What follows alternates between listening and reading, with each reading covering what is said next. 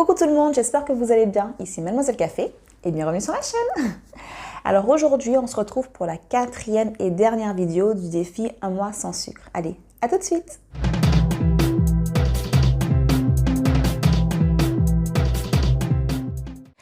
Pour cette dernière vidéo, déjà, comment vous trouvez mon make-up? Je le fais à chaque fois. J'aime trop. J'aime trop. Bref, pour cette dernière vidéo, j'ai décidé de vous parler du mécanisme d'addiction au sucre avec un cycle non vertueux.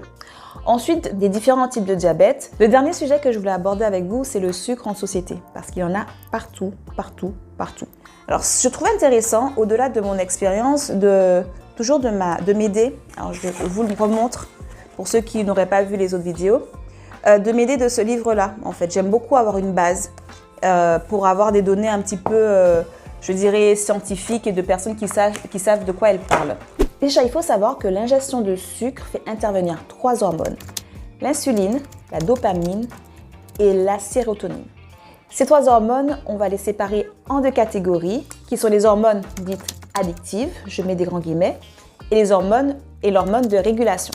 La sérotonine est l'hormone qui est responsable de la gestion des humeurs. Souvent, on dit l'hormone du bonheur. La dopamine est, elle, l'hormone associée au plaisir et à l'activation du système récompense-effort. L'insuline, elle, est une hormone qui est sécrétée par le pancréas et qui va permettre la régulation du sucre dans le sang. Donc, c'est grâce à ce mécanisme, en fait, qu'on va mettre en place une sorte de cycle non vertueux. Smokey, bichette, qu'est-ce qui t'arrive? Oh là là, c'est vraiment un requin là, ça. Je reprends. 1. Je mange de sucre, oh là là, c'est bon. 2. Ça libère les hormones, donc l'insuline, la dopamine et la sérotonine. 3. L'insuline va agir comme régulateur de glycémie. Donc, après le pic de la gestion de sucre, je passe à une chute brutale. 4. La dopamine et la sérotonine vont activer mon envie de manger de sucre, ce qui va commencer à déclencher l'addiction. Et enfin, on revient à 1. Je mange du sucre, oh là là, c'est bon. Le risque dans ce cycle infernal du sucre, c'est que la dopamine n'est pas une hormone, on va dire, constante.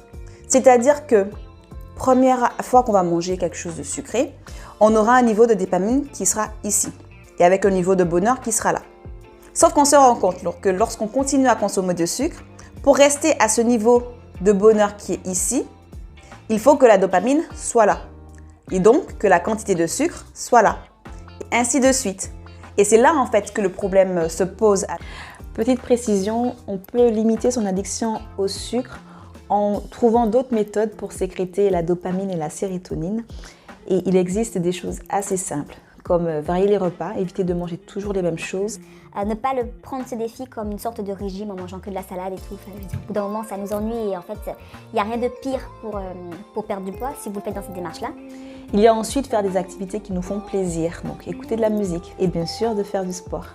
Je vais m'arrêter quelques minutes pour vous parler du diabète. Il y a le diabète hyperglycémique, donc c'est un diabète qui intervient lorsque la glycémie est trop élevée.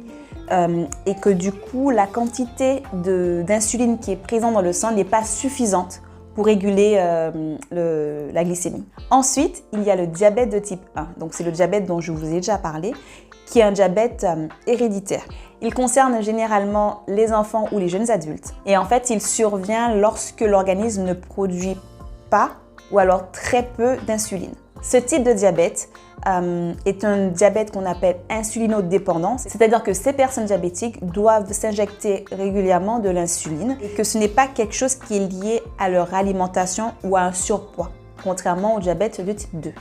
Ce dernier type de diabète est lié à l'hygiène alimentaire et surtout au fait que l'organisme ne reconnaît pas suffisamment l'insuline et que ça perd son activité de régulateur de la glycémie.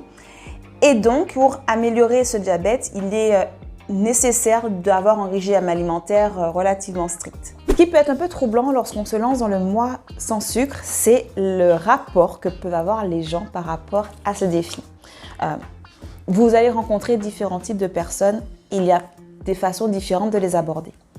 La première personne, ce sera celle qui sera dans l'interrogation. Pourquoi tu fais ça? Est-ce que c'est pour perdre du poids? Est-ce qu'il y a une raison particulière? Donc là, vous pouvez lui expliquer. Ensuite, il y a les personnes qui vont être dans je veux te faire plaisir. Parce qu'en fait, le sucre, il est partout. Je pense notamment à mamie qui vous invite à manger, qui vous fait un gâteau et vous dit tiens, j'ai préparé le gâteau rien que pour toi. Et là, on est un peu on se dit oui, bon, tu sais, mamie, je ne mange pas de sucre, donc c'est très gentil, mais je ne peux pas consommer. Donc, soit votre grand-mère, elle est très ouverte d'esprit et elle vous dit bon, tant pis, ce sera peut-être pour une prochaine fois. Soit elle est un peu plus tenace et elle va insister jusqu'à ce que vous cédiez. Alors, le petit conseil que je peux vous donner, c'est de ne surtout pas céder, mais de faire passer les choses en douceur. Donc, soit vous pouvez lui dire, écoute, je n'ai plus faim, je le prends pour plus tard. Si vous vous autorisez de faire des petits écarts, ou alors vous pouvez le donner à un membre de votre famille ou un SDF. Je pense que c'est quelque chose qui pourra lui faire vraiment le plus grand plaisir. Et le dernier type de personnes, c'est les personnes qui vont être dans le défi. Pour ce profil-là, tout dépend de votre caractère. Surtout ne vous énervez pas, ça ne sert à rien de s'énerver. Vous pouvez soit juste ignorer la personne, ou alors lui dire assez fermement d'arrêter de faire ça. Donc voilà, c'est tout pour moi. J'espère que cette vidéo vous aura plu. N'hésitez pas à vous abonner, à liker et à commenter cette vidéo.